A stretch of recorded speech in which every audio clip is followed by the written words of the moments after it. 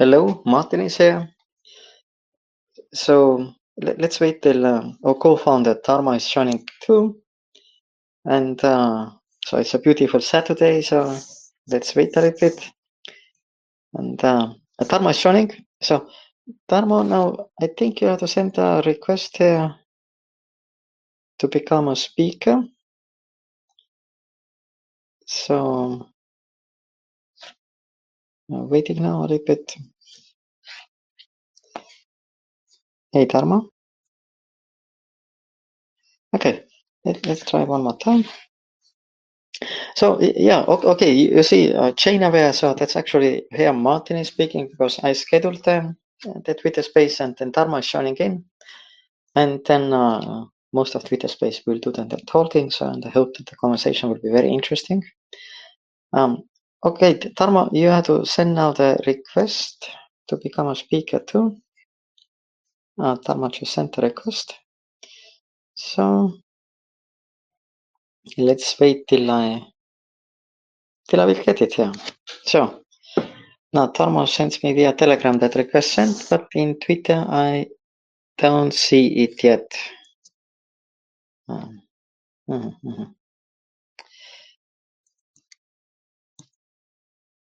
Okay. Okay, I will send invite to speak to Tarmo. Okay, Tarmo, I sent you the invite to speak. Tarmo is just logging out and he will join again. So just let's wait a little bit and then we have the request it. Oh, okay, Tarmo will log out and log in again and then we can start. So. Hey Tarmo, hey, I can hear you. Can you talk a little bit more?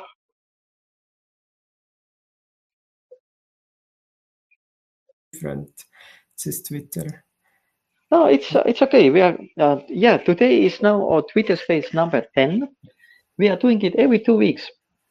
So about the AI and Web3, about the AI and Web3 convergence, about the crossings of AI and Web3. And last week, 2 weeks ago, we had it pretty much about the Web3 marketing. And today we will have it as well about Web3 marketing and especially the topics of KOLs and alternatives to the KOLs. Key opinion leaders. Sorry, pardon my English. But let's start with this. Let's start first with the introduction. So that means let's do it. So Tarmo, you introduce yourself, then I will introduce myself, and then you say some words about smart credit, and I say some words about ChainAware, and then we dive into this super interesting topic. Yes, let's have some fun. My name is Tarmo. I am a distinguished architect, ex-chief architect of largest Swiss banking platform. I was architect in Credit Suisse for some 11 years, overall 25 years experience as architect, 12 years in blockchain. I have PhD by Nobel Prize winner, 4 masters in addition, CFA Kaya. Okay, that's short introduction about me, Martin. No, so a lot of titles and a lot of experience, Tarmo now. And let me add as well as a background, because most of people don't know so much the Swiss banking system. In Switzerland, there are 251 banks, and more than half of them are running on the Finnova platform. And Tarmo was chief architect of Finnova platform. So it's not about being chief architect of a bank. It's about being chief architect of a platform which the banks are using to execute all the services and back office and interfacing with regulators and everything. So, and as well, master degrees, Tarmo has 4. Now, I have as well 4 master degrees, and Tarmo has 1 PhD. I have 0 PhDs. But apart from this, we have launched as well 4 successful products before the blockchain and the Web3 era. I think there are more than 250K users. Maybe there are 300K. I don't know the latest statistics, but there's a lot of users. And about myself too. So we are CFAs both. Then every 2 weeks we are doing here the sessions. We are brainstorming. Tarmo and myself, we are brainstorming, and actually for us it's so much fun to brainstorm. So we nearly can finish it because we want to have it always 60 minutes, not longer. Today we will be below 60 minutes, Martin. Let's see. We'll get so many ideas always that we want to discuss and how the things are relating. And as well, let's say we have been in a sector pretty long, so we know quite some lot of stuff, and so it was just fun to connect the things and to show what is happening, and not only what is happening, but what will happen as the next.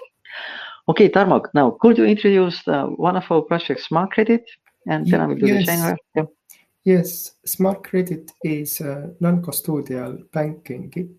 It means you have your wallet, funds belong always to you.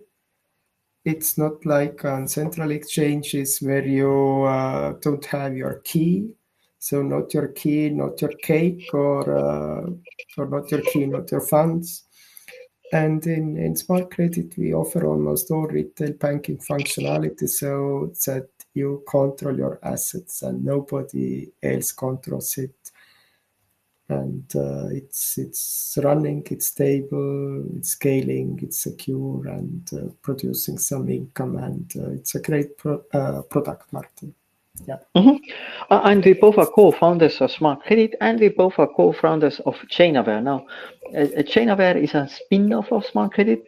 So, and okay, we launched the first product. It was a credit score, which we launched like 3 years ago. It was AI-based credit score. Then we launched AI-based fraud detection. So fraud detection is live since February 2023. It was a part of a credit scoring algorithm that we launched. But it showed just the success of an AI. It's a 98% prediction rate of user behavior in the sense of fraud. Like fraud is just a behavioral characteristic of a user, of an address of a user. So then we launched a rug pull detection, not just a detection, prediction. I mean, it's about the prediction. We predict which pools will rug pull. Now let's think on all these Binance pancake pools. Not the Binance, but pancake pools on the BNB chain. We know that 80% plus, or maybe 90% plus, or maybe a little bit more end up in the rug pulls. Now, which ones don't? That's a big question. So, and we have a predictive AI to answer this question. What else do we have? Then we have a wallet auditor, and with wallet auditor, we are combining all data together that we know about the wallet, and we connect together as well intentions. Intentions meaning the next actions of a user. So, because if you have so much data about the users as we have in a blockchain, the users become fully transparent. Even their intentions become transparent, like what you do as a next as a user. So we have this product, then we have ad tech. We have ad tech targeting, and today we are speaking as well of marketing. So marketing and ad tech, they go a lot together. And our ad tech, it allows one-to-one user targeting. Now, why is one-to-one targeting important? Okay, in German it's a Gretchenfrage. So okay, how to say it?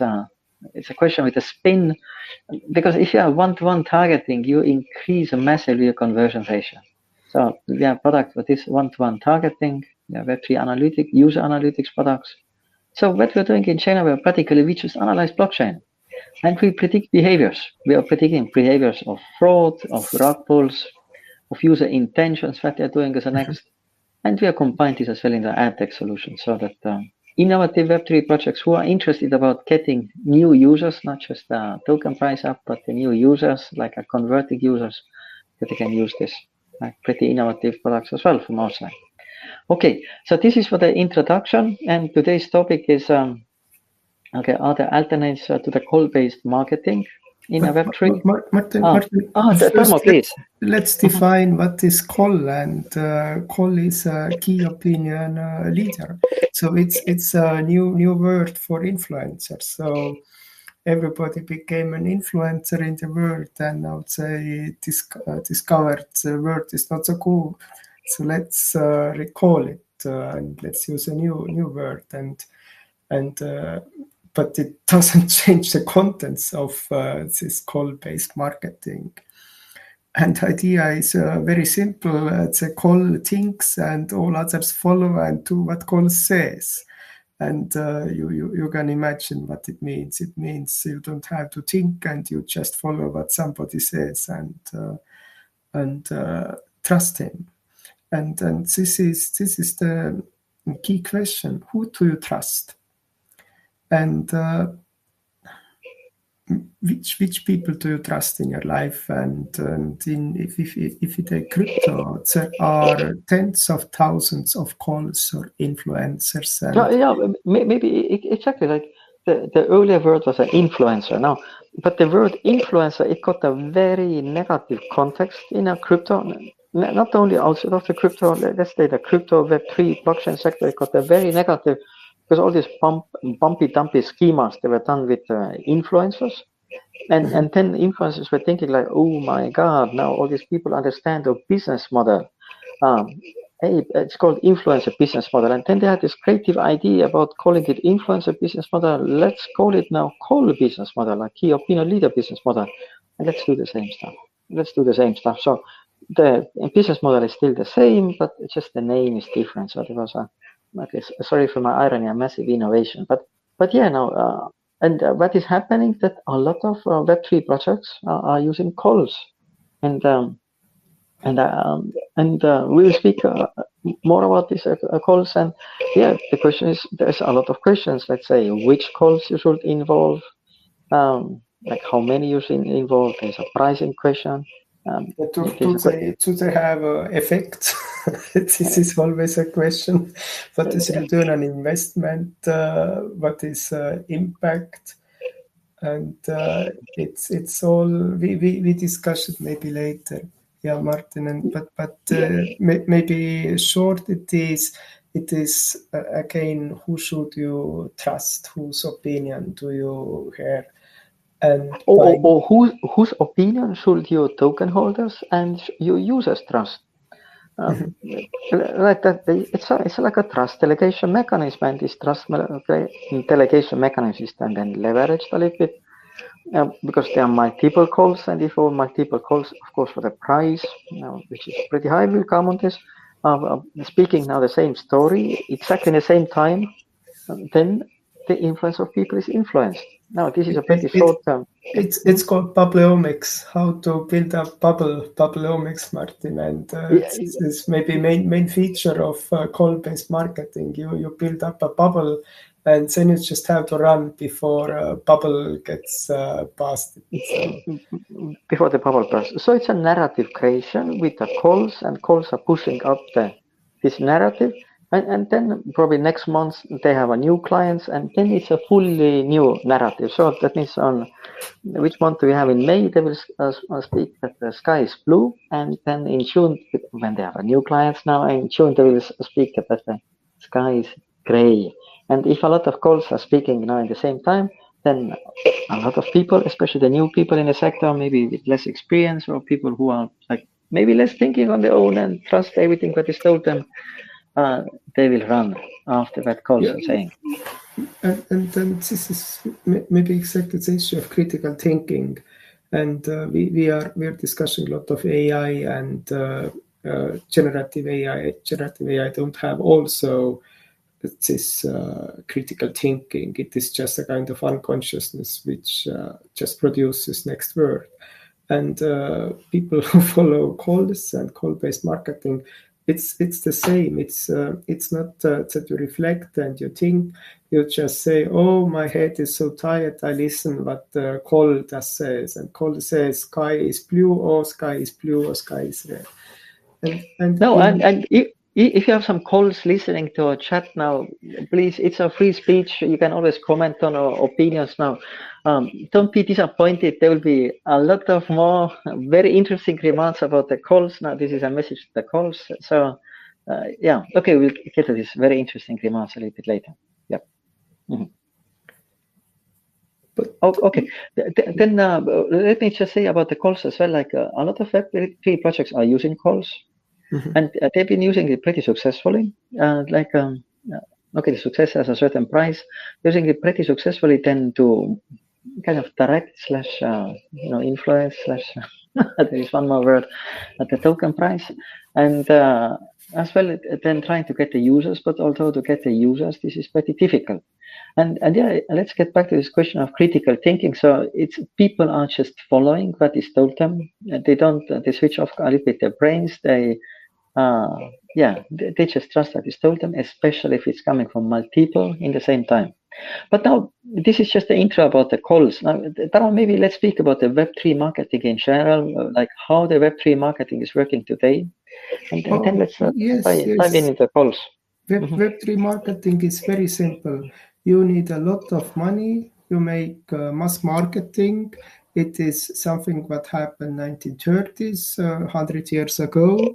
You don't do segments, and only thing you choose are channels. You have a right to choose channels, and you push into your selected channels which win your contest. You push the same message and everybody gets the same message. So it can't be worse. It just can't be worse. The only choice you can do is which channel do you select. So, can you give an overview of the channels in a Web3 too? Yes, it is communities, it is articles. You buy articles, you pay tens of thousands of dollars for articles. You buy display ads. You buy, of course, calls, give the same message. You have guest systems, and everywhere you have the same message. And the only difference is in Web3 marketing is which channel do you select. And it's all. It's 1930s. So Martin. Exactly. If you speak of 1930s marketing and if you speak of Web3 marketing today, they're very similar now. Of course, people are saying like, oh, wow, one was newspaper-based marketing and like a Madison Avenue shopping floor, and the other is now like a Web3 based marketing. All very true, very true. But let's dig in. 1930s marketing. It was newspaper, prints, some ad. Or there's some paid PR there. Everyone is getting it, is reading it, and they will show up in a Madison Avenue in some shop, and the shopping floor, everyone is seeing the same shop, everyone is seeing the same stuff or clothes, whatever they're interested. Now, 1930s, mass messaging and no personalization. Now, let's take the Web3. We have, again, mass messaging. The same message is sent to everyone. Okay, today we speak a little bit, we dive in a little bit by the calls. So the calls, they are not segmenting on the receiver.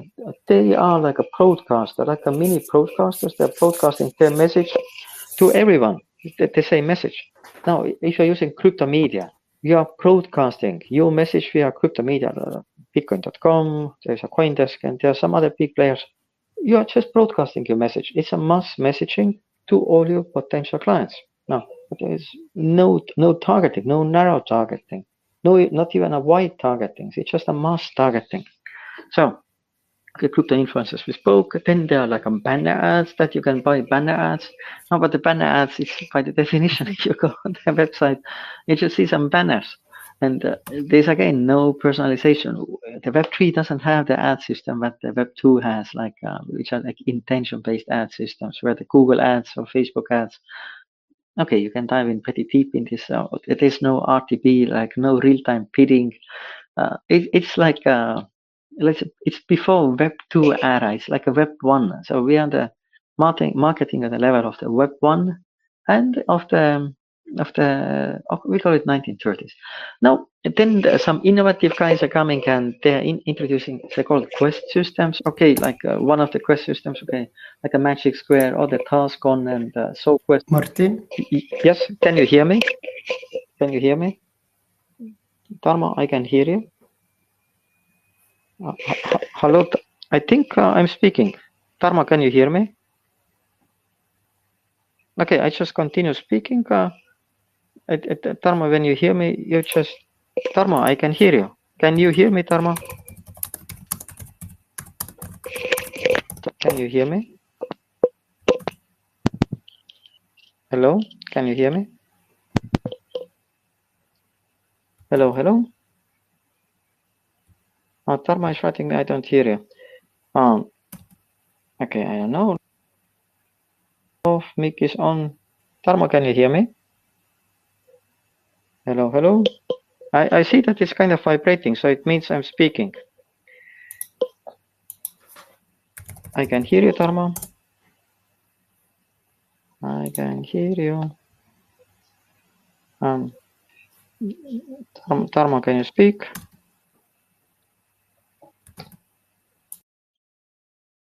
Tarmo, could you speak, please? Tarmo is reconnecting. Okay. So, okay, I see Tarmo is again connecting. Okay, let's wait a little bit. Request it and approve. Tarmo, can you hear me? Tarmo, can you hear me? Tarmo, invite to speak. Tarmo, can you hear me? Yeah. Hello, hello. Okay, Tarmo, in case you hear me, you have to send a request. Tarmo is writing, I can hear you. Tarmo, you should send a request to speak. And I'm trying to make you to the invite to speak to. Oh, Tarmo dropped off. Okay, let me just finish the talk in the meantime.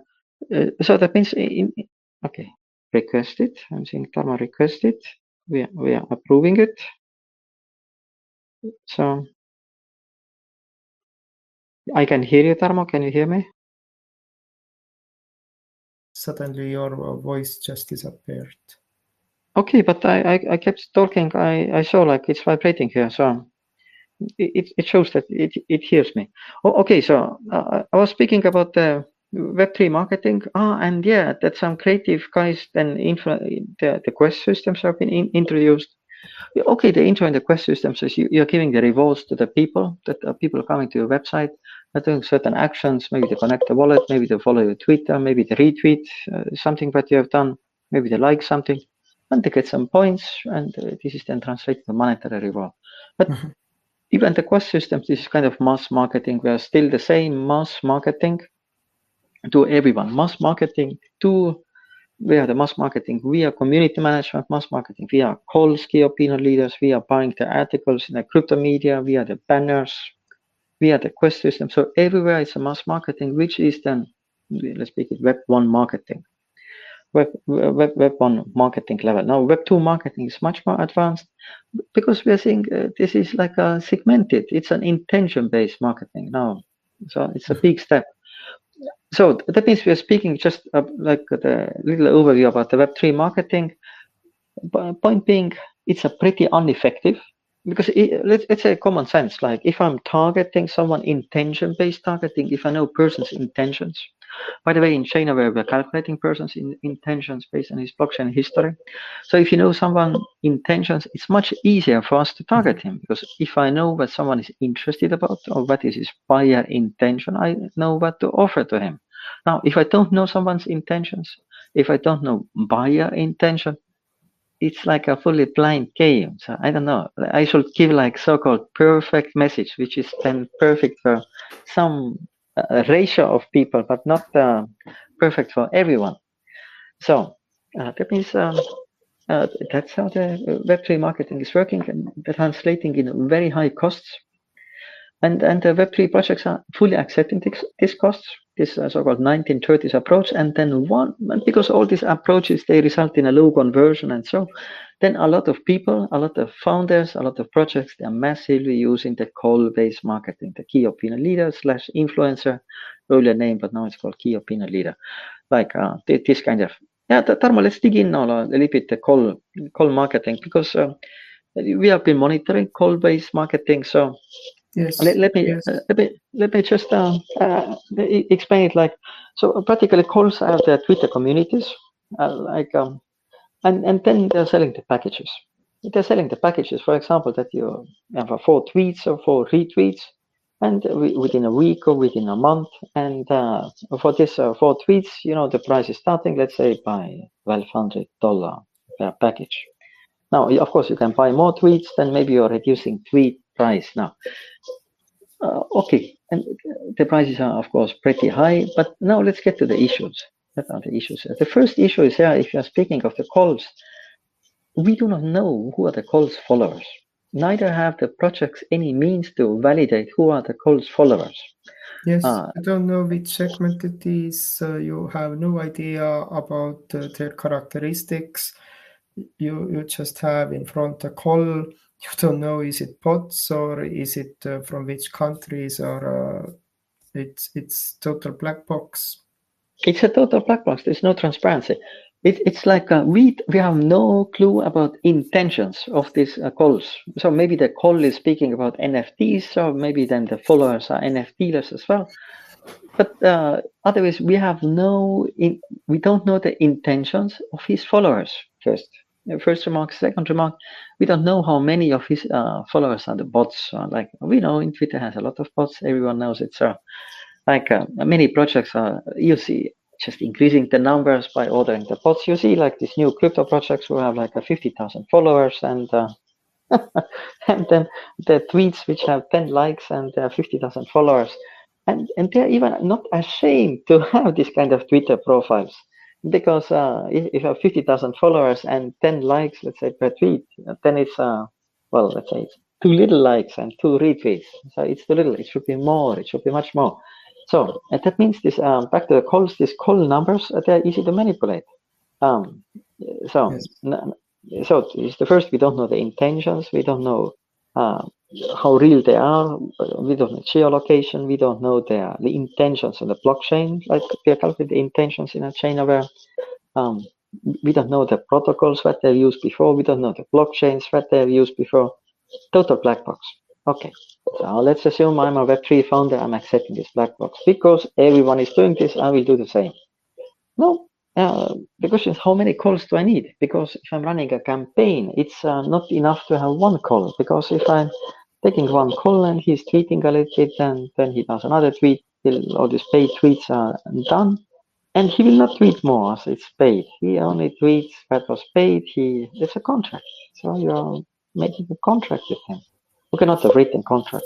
But technically speaking, it's a contract, like a handshake.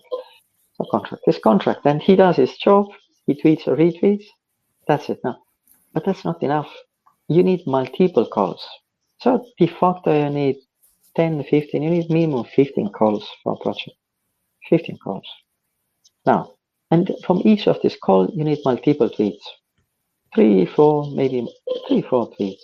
So, and then they're introducing you to their followers now.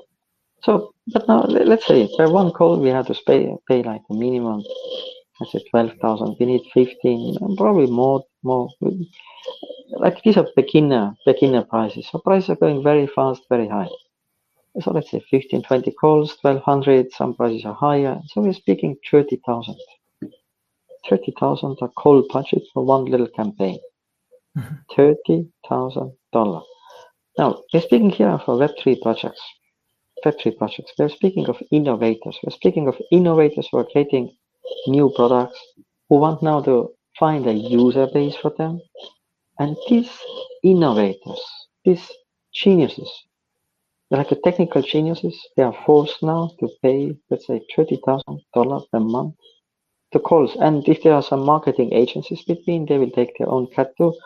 Because if you start now to find the calls on your own, probably you will end up fully as scam calls.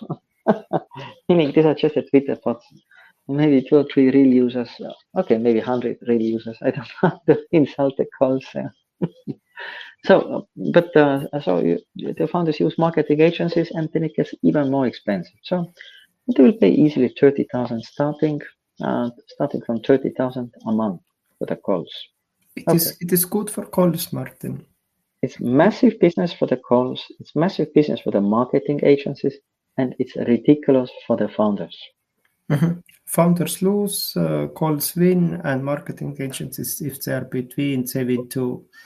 And this is the business case, and what is interesting is that people think it works, but when we ask now, what is the impact of call-based marketing, Martin? What is the impact? Does it have? Yeah. Oh, okay. What is the impact? Now let's think. Like if you want to use now in the Twitter, we want to keep Twitter active. We need these calls, like call-based marketing. Yeah, you have to pay the calls. So 1 month Okay, we say like draft calculation, you pay $30,000 to have like a traction on your project to create like a little mini hide. Now, let's say month May, you pay $30,000. Okay, but what do you do in the month June? Do you make now like a little scale down? Like you're not paying any calls, then there's a silence there. The hype will go down very, very fast. If calls are not speaking, the hype will go down. What will you do in July? What will you do in August? Now this call stuff is like a drug. It's like an addiction. You start to use them. You get your like a little traction, but then you have to use them again. You have to pay them again. So we are not speaking. The point, Martin, is it is a war for attention. And now the call gets attention of his audience or of her audience, and for maybe 1 month for your project. And next week he gets attention for the next. And it means attention you bought is lost. You lost attention. He lost, okay, on this calls community, you lost it. Maybe he tweets it again. Maybe if you have paid, he tweets. If you didn't pay him, he doesn't tweet. So simple. It's just a contract. Now, but the point is here, if you start to do the call-based marketing, if you start to build up your campaigns with the calls, what happens after you finish the campaign? How do you really get attraction yourself? Via community management or so. How do you, because calls are to create a new traffic to your website. Okay, to pump massively as well a token price. Now as well, okay, we'll speak about speculations and the VCs a little bit later. So they pump the token price, but that's then when the calls are now out of the project. It's obvious the attention will disappear. Attention focus is lost. It's to the new projects. And then in May we had projects speaking sky is blue. In June we have projects speaking sky is gray. And then in July we have some next. And it shows it is not sustainable, Martin. It's just not sustainable. It's extremely expensive. Again, about whom we are speaking of the founders. We are speaking of Web3 founders. These extremely innovative guys, the geniuses, who are doing massive technological innovation. And now they want to push their products to the users. Okay. Web3 marketing, like we say, is a mass marketing. It's a very ineffective marketing, and these innovators have massive issues. They created now. Let's see, what is a Web3? Web3 is about creating business processes which are 100% automated. We have 100% automated business process. Digitalization. Not like all other companies in Web2 or in real world, which are best case 90% digitalized, but not more. And in Web3, we have full digitalization already now. It's in place, and it is enormous innovation. Martin. It's enormous innovation from the innovators. That means they are bringing the unit cost of a business processes down. Factor 10 from the Web2, because in Web2 we have this huge back offices. We have spoken about this, earlier Twitter spaces. If you think Web2 doesn't have back offices, there are massive back offices. Even Google has massive back offices. We don't speak about Credit Suisse, where we both worked for 10 years. It's 1:8 ratio between front and back office. Now, you create massive innovation. You bring down your unit cost of a business process. Beautiful. But now you have cost of acquisition. And your acquisition costs, they will be massive because your hands are bound. You are using these ineffective approaches. So that means on one side, we have geniuses creating these process automations in a Web3. And other side, they're trying to grow the user bases. They're trying to get attention to the technological innovations. And it's extremely complicated. What are they doing? They are like damned to succeed. And they will use the calls. They will use calls 1 month. They'll pay the minimum 30,000. They will use calls the second month. They will do it third time. Okay, maybe fourth month they stop, and they will see immediately that what is happening. Traffic is going down. The attention span is gone. Like there's some new narrative of the week, new theme of the week, new topic of the week that people and everyone is running then because all calls they're paid. They're paid. It's not random that they're talking. They're paid to talk. They talk what you paid them. Yes, truck is away, and after that, traction is away. So. The truck is away. The traction is away. what do? You're a Web3 founder. You created a massive innovation. You optimized business process. You got the unit cost of business process 10x down compared to the Web2. You don't have users. So what do? And this is this essence of a call-based marketing. So or like a Web3 market, we are not going Web3 marketing so much today. We focus a bit call marketing. We spoke of Web3 marketing compared to Web2 marketing. Very much, I think, the previous Twitter space, was it 2 Twitter spaces ago?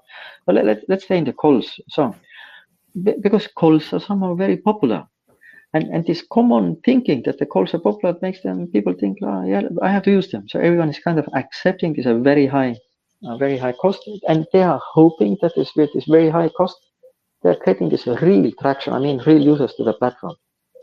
It's not so. It's not so. They create attention, but it's a paid attention, and this attention conversion now to the real usage. That's an art in himself. That's a second problem, and that's what a lot of Web3 projects are then faced. So, and they will. Okay, we are speaking here openly about this. We are sharing our experiences. And a lot of projects, a lot of founders will make the same experiences. Now there are alternatives to deal with this. We'll come on this a little bit later. Like, because what are the alternatives? Let's say it here now, my lovely calls don't get now disappointed. The alternative is to disintermediate the calls. Now, because the call business is so ineffective, it's like a drought business, hype business for the projects. It's to disintermediate the calls. And how do we do it? We speak a little bit later. But now, let's see, there's one more puzzle stone or puzzle piece. That's the VCs. Yes. Like, okay, I wrote some keywords down here. Let's speak about VCs too, and then let's look at the alternatives.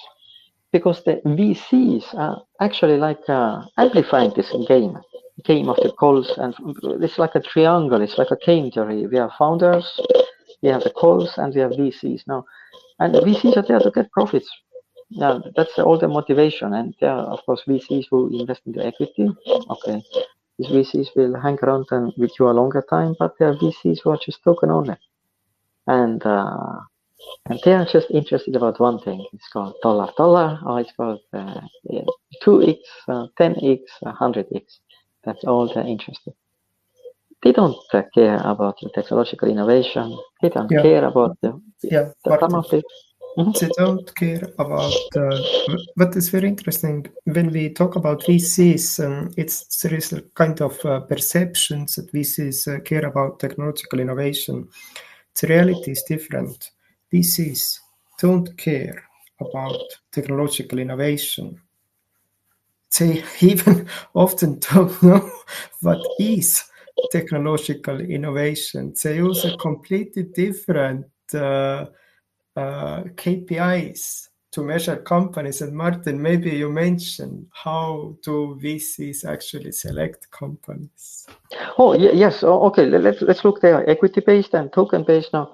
The VCs are very much running in like a herd. It's a herd investing. They're following some themes, like the narratives.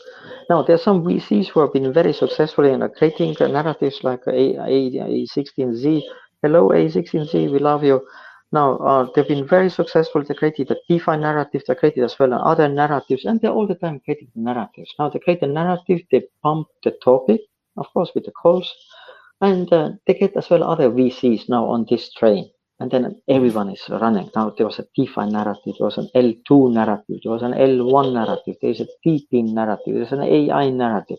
There's all these narratives. And these narratives are pushed, and these are team investments, and all VCs are running them. Now the guys who create the narratives, they make the money. The guys who are coming on the end, they lose the investors' money. They are not making money. They lose the investors' money. Now, and what matters now for the VC? Okay, let's think on the equity VCs. For the equity VCs, if he invests in your company, the only interest that he has, that's his only interest. Is like how many X's, 2x, 3x, 5x, 10x, 100x will he make? Like what price will he get on the next? How much is his valuation going up on the next round? That's all his interest. That's all his interest. Now, in the case of token investors, it's easier. He doesn't care about the price on the next the valuation, the next round, he's just thinking, oh, I made a 10x, let's just drop it. I made a 15x, let's just drop it. No. Like, so equity investors, okay, very like a trends, herd, they're herd-based Fashion, investors. Martin, let's call it fashion. It's a fashion business. Oh yeah, it's a fashion business. Someone is betting like a fashion designer, like A16Z, for example. I think they were also in Silicon Valley. Like there are a lot of fashion business there. They are creating a movie business. They're creating some new trends and new narratives to get the other VCs to jump on the same narratives. Okay, they're using very effectively the calls-based marketing on their own level, influencer-based marketing. Yeah, and that's how these teams are going. And okay, let's separate equity investors, they take a little bit longer, and let's say the token investors. Now the token investors, they're just looking like to make a profit. And now we are adding the calls there. Now, if you are Web3 projects and you're speaking with this guy or so-called VC who is okay, so-called VC who is just a token. Okay, I'm saying VC, like some VCs are like, we make a joke, they're managing like a $10 portfolio, but okay, let's assume they're not $10 portfolio guys, but they have a little bit more. So, and now the VC is looking, if you have calls in place, like if you have calls, then he thinks, aha, yeah, these guys, they understood the game. Like we don't need to teach them the game. They understood the game. They will use the calls. They will pay the calls. The calls will create the hype, and the token is pumped up. And now when it's pumped up, the VCs will sell it. The token VCs. Okay, let's assume that they are through this what's called locking period, and they can dump the tokens on the retail. So very simple. Dump the tokens you see on now retail. how it is not just call ecosystem, Martin. It's also VC ecosystem which binds to call ecosystem, and both work hand in hand to rip off customers. And innovators, because the issue is with the real innovators. Now, if real innovators are entering now this market, they are massive, like a genius ideas. They implemented them. They launched it. It's in a production. They compress some business processes 10x, like in a speed, in a cost, in everything compared to the Web2. And they want to come to the market. They want to get users. How do they get users? So, like if you have so much call and VC influence game. So you see, the game is not for the investors, like retail investors. The game is not created for the innovators. The game is created for the projects who are using the calls to push up the token price. Okay, what we looked before is that the token price, like it's a hype, and hype is based on attention. Attention disappears, and as you see on very many this exchange rates of diverse tokens, you see hype is coming up, hype is coming down. Okay, there are no calls anymore, the hype is going down. But there is as well other impact now. If the calls are doing the hype, the VCs are selling. Like the calls, it's the partnership of the calls and VCs. Projects pay calls push the price up via the how it's called influencing. Okay, that's how they called earlier, leading the opinion. They push the price up. VCs will sell their token sellers. They make their 2x, 5x, 10x, they're gone. And they will take the next one. And they repeat the cycle, Now there's one tool that VCs are using, it's called Twitter Score.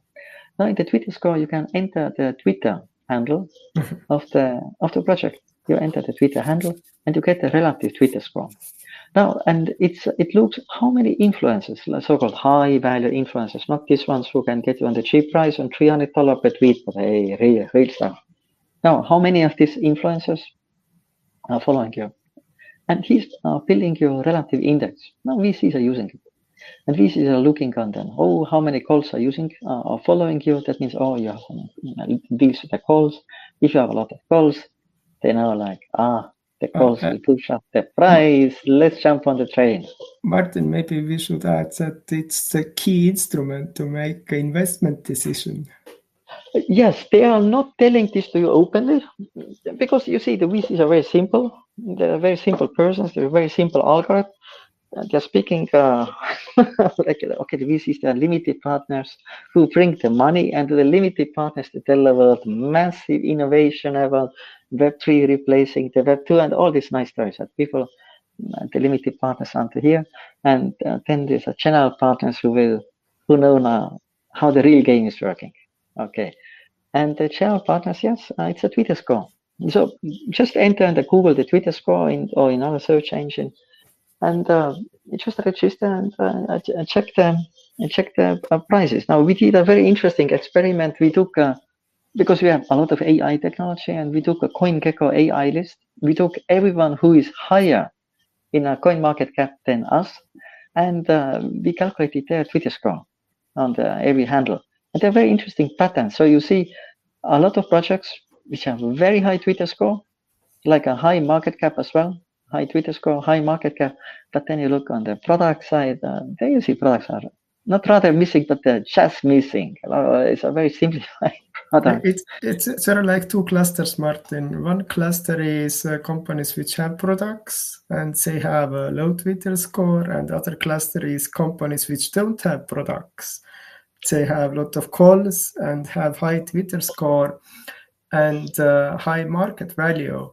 And this is what has happened now in all crypto AI sector, thanks to calls and VCs, that investor invest into companies which don't have products. All they have are call collections, and investors don't know that there is a different cluster of companies which have AI-based products, and these products are then mainly without investments.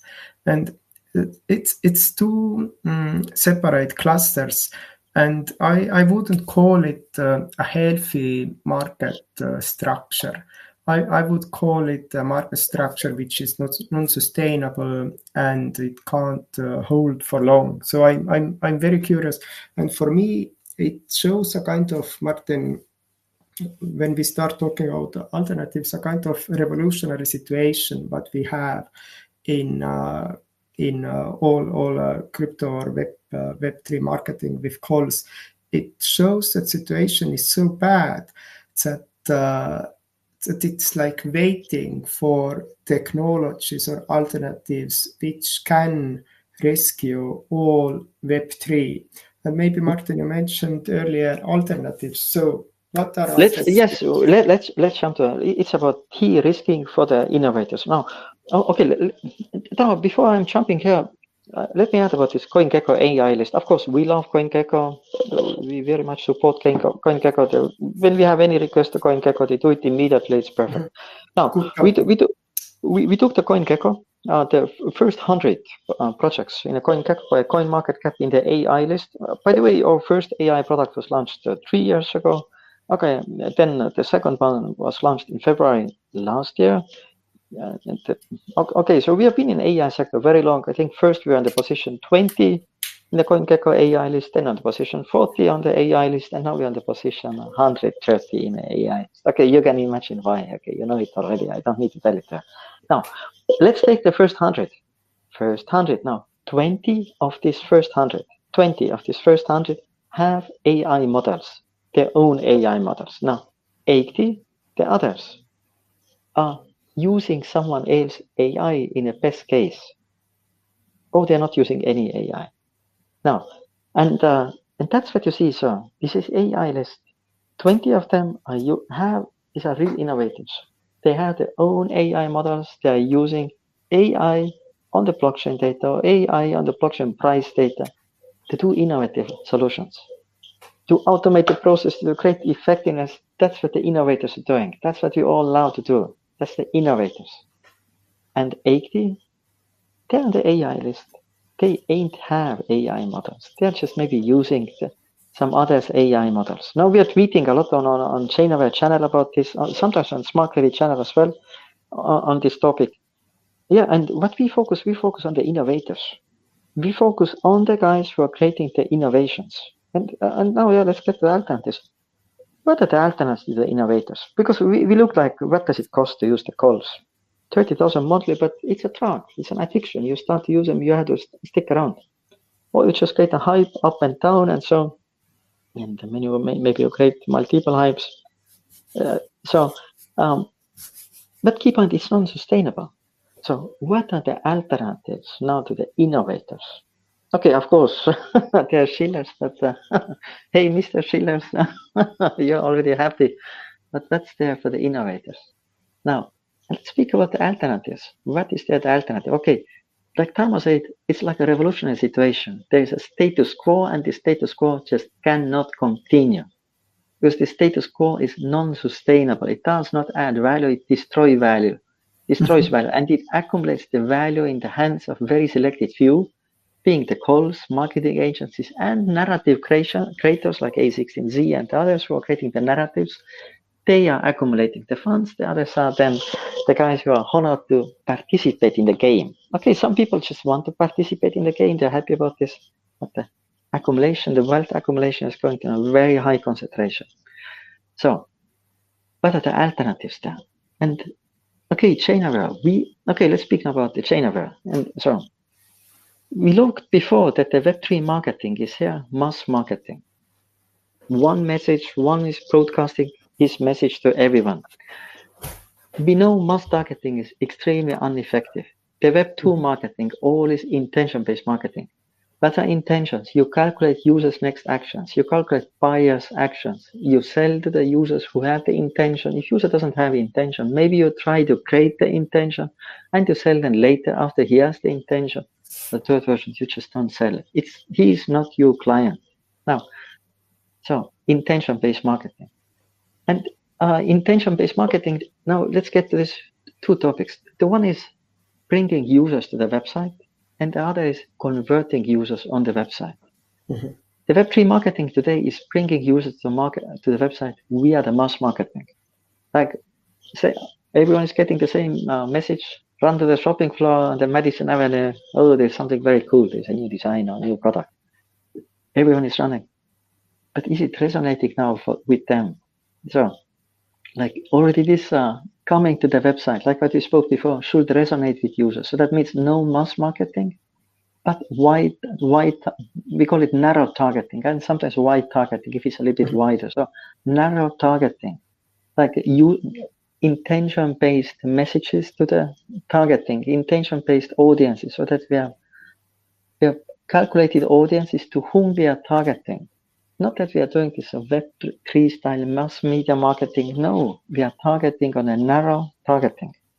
So the second is now if you get the users to the website, okay, let's assume you use a call or calls plural, use 10, 15 calls, 20 calls, or some projects of 100 calls.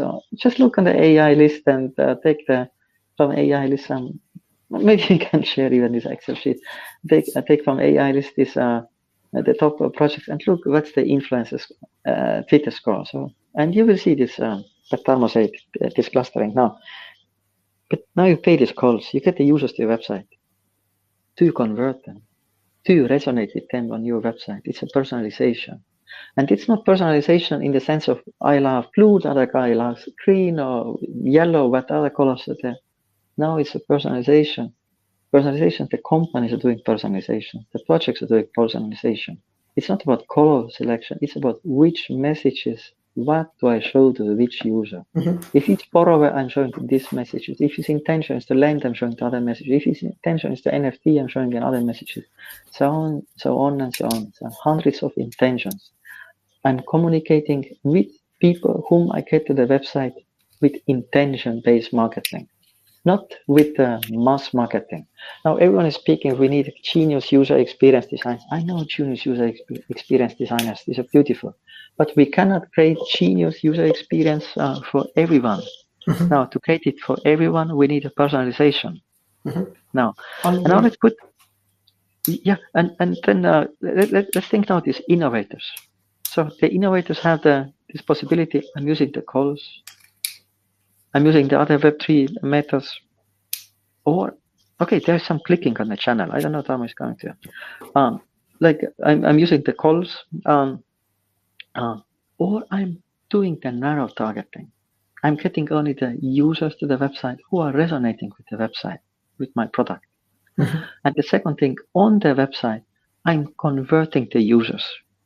We are one-to-one messaging.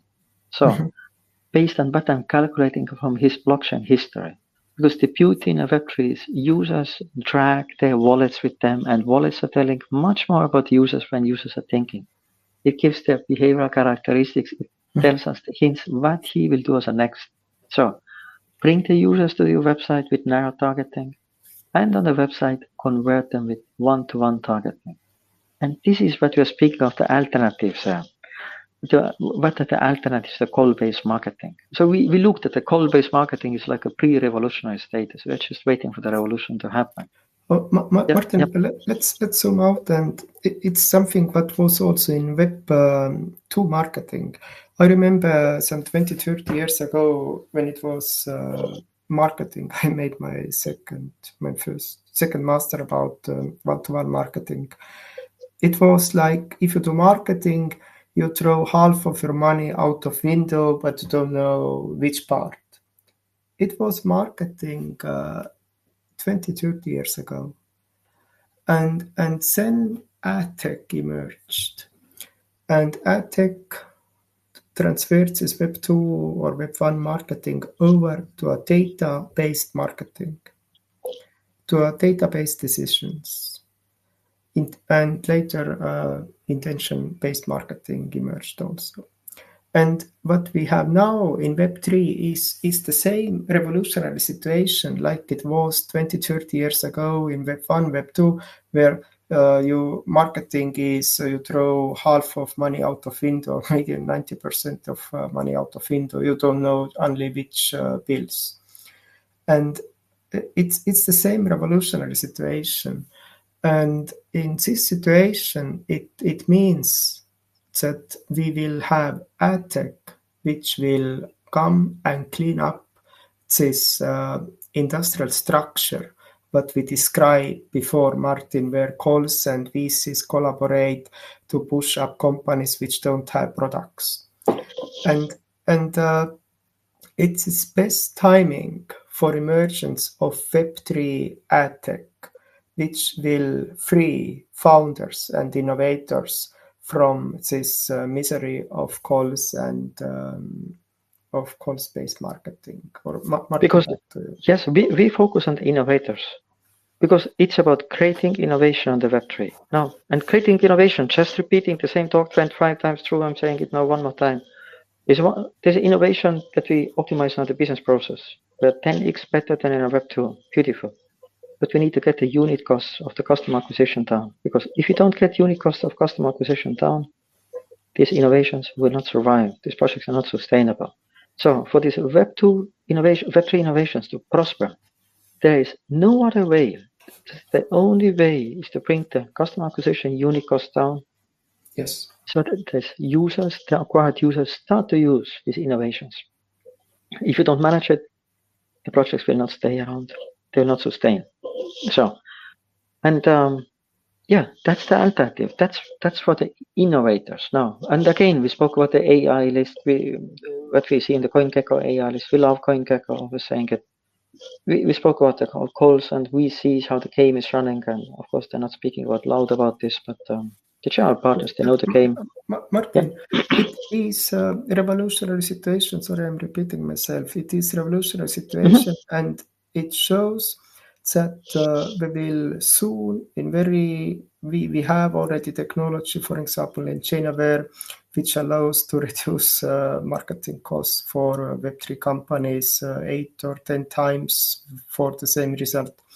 And soon we will have this new Web3 AdTech available for all founders in Web3, for all innovators in Web3, and then we will have more sustainable Web3 companies. And I think the situation today is so bad that VCs also do is they go to Twitter Score and it's their main investment decision tool. Then something is very wrong, and industry will just clean up.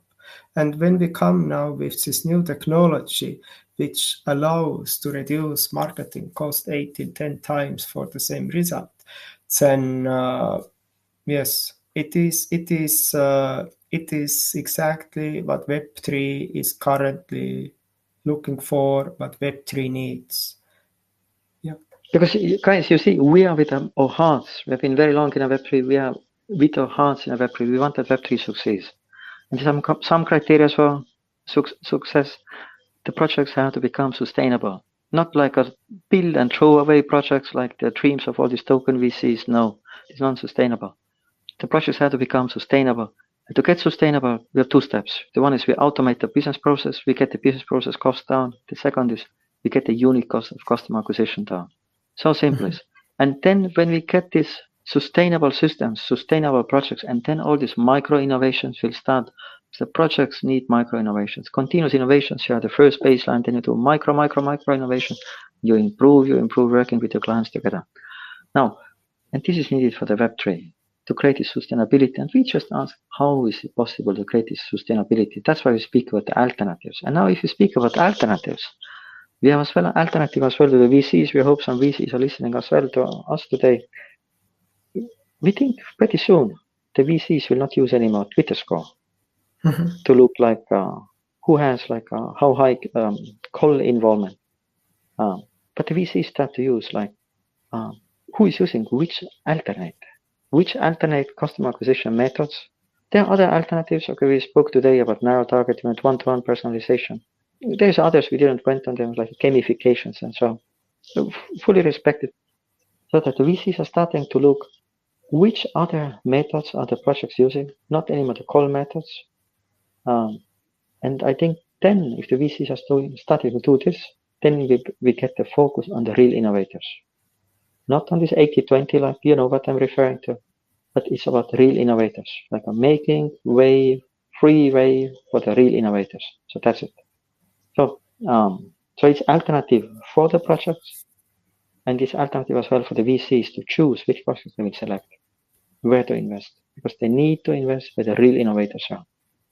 Okay, maybe we are getting out of 60 minutes, we as well exceeded 60 minutes as usual. Already, yes, we exceeded. Martin, but you said after rain comes sunshine.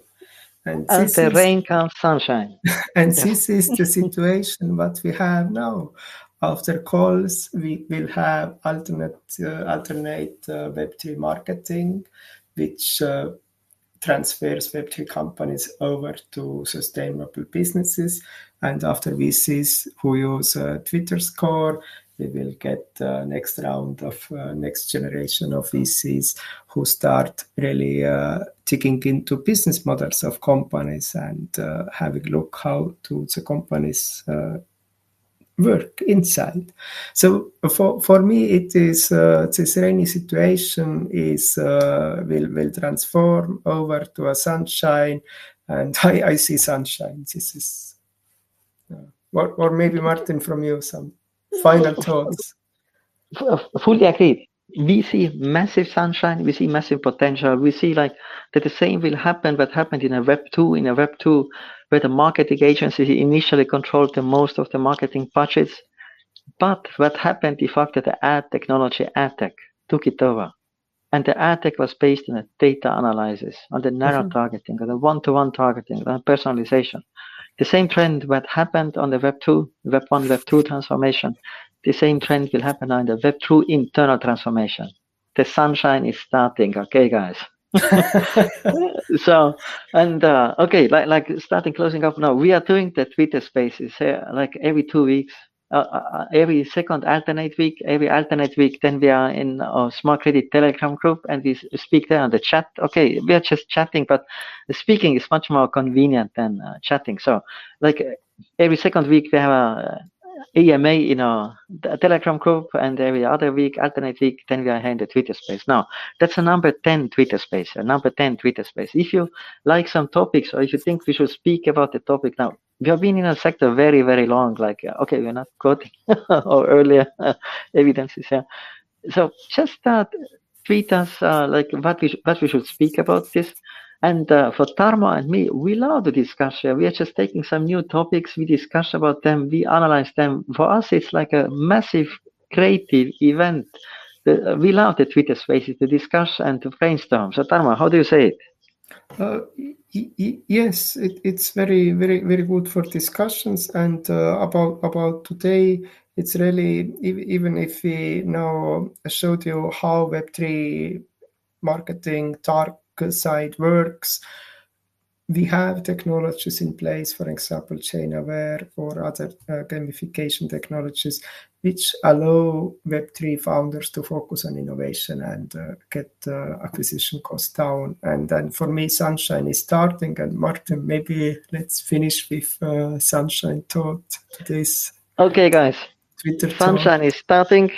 Let's finish let's finish our Twitter space number 10 again. Okay, now I'm just clicking here on my mobile. So thank you guys very much for the listening. Thank you. I love it. Now we had some little technical hiccups today. Sorry for this. Every time it's getting better and better. So next X space again about AI and Web3 in 2 weeks. So thank you for listening. Thank you guys. Cheers. Bye. Thank you. Bye.